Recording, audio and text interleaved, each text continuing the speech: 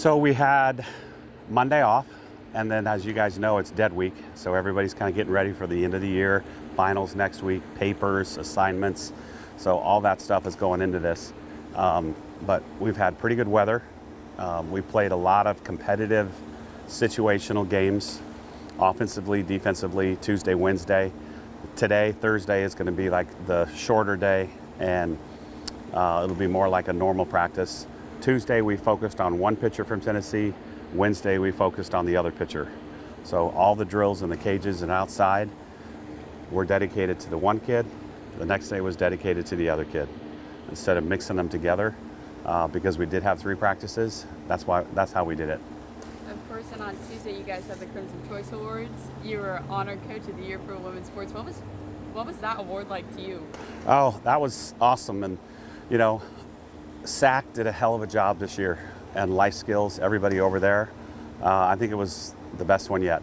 Seriously, it was high class. There was a red carpet. There was a DJ. I mean, pictures and the 360 video thing, and the whole thing was really, really good. Food was good in the lobby of Coleman Coliseum, and then you know, the first award was the Women's Coach of the Year, and I was sitting with volleyball assistants, and they said Patrick Murphy, and I thought I was nominated. So I sat there for a little bit, and Matt Scott, assistant volleyball, kind of hit me and said, "Get up there," and they didn't name any other coaches. So I was like, oh, okay. So I ran up there, and really appreciate the confidence, because you know, my season was last season, because when the awards happened last year, we hadn't even completed our season yet. So baseball, softball, track, those sports the year before is what's kind of like accounted to whoever gets the Coach of the Year. Not this year. Now this year would be for next year's. So like Coach Jackson from baseball, he was the male Coach of the Year based on what he did with the team last year after, you know, a tough thing that happened to them. So it was just a fun night, and it's really cool.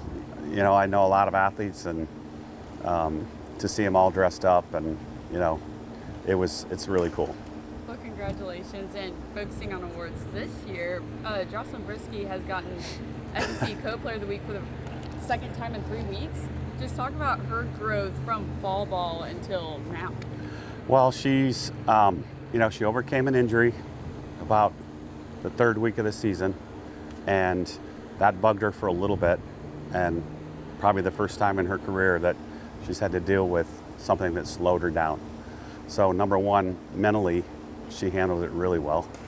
And then she slowly worked her way back up. And you guys have seen what she's done on the field, and she's earned both of those awards. Lance has done a great job with her. The catchers have done a great job with her. The bullpen catchers have done a great job with her. And I think she's realizing that she has the ability to do this, because that's really like the number one thought in somebody's mind, especially as a freshman. Can I do this in the SEC? And she should know now that she can. Yes. So then focusing on this weekend series, Power Pink against Tennessee, what's the mindset going into that? Also, it being the last SEC home game of the regular season, just talk and Murphy bobblehead on Saturday. Oh, perfect. So yeah, talk about that. No, I cannot believe that this is the last home weekend, and you know, we're going to have all 9 seniors honored together. As you know, they've had their individual days, but we'll have all 9 on the field pregame on Saturday or Sunday. We have Power Pink.